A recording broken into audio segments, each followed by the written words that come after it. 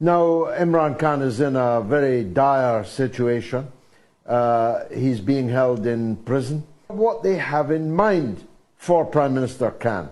Which is to keep him out of the forthcoming elections, because he remains, every opinion poll that's been able to be taken of any credibility shows him remaining as the most popular politician in Pakistan. There is no doubt whatsoever that these charges of corruption are ridiculous in the Pakistani context. Imran Khan, there are many things you can say about Imran. There are things you can say against Imran. There are very many good things about the man.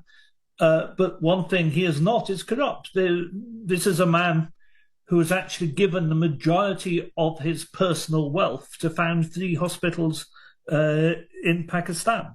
He is not somebody who's going to spend his time trying to grab a 3 Rolex watch from the Kingdom of Saudi Arabia or something along those lines. These charges relating to gifts, when you compare them to the massive looting of the Pakistani state carried out by the Sharif family over the years, these charges are perfectly ridiculous.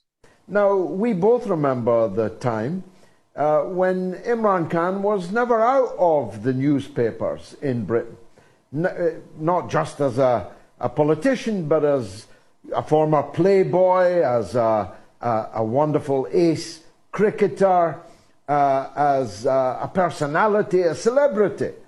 And yet here he is now in prison on trumped-up charges. The United States had given to getting rid of Imran Khan.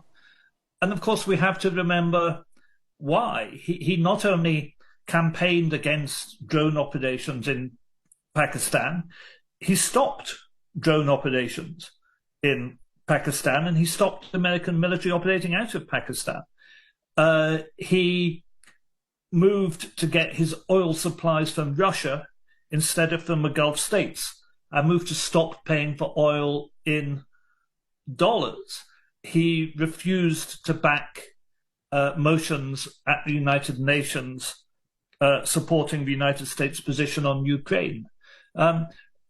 So, here you have this person who had a very strong international profile, as you say, and a high degree of international credibility, while a person widely appreciated and looked up to in the developing world, who was seen as a threat to the United States, and they've managed to get rid of him. And that requires maximum suppression. And of course, in a way, this is meant to be an example to other leaders, that if you don't jump when the United States says jump, when the United States insisted in public that Pakistan vote for a motion condemning Russian action in Ukraine, Imran Khan replied saying, "Are we slaves?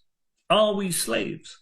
And the Americans can't stand people turning round to them and saying, "Are we slaves?" Because the truth hurts, and the truth is they do treat the developing world like slaves. They don't accept the developing world has a right to its own opinion, to its own ideas, and to an anti-imperial, anti-colonial background or way of thinking.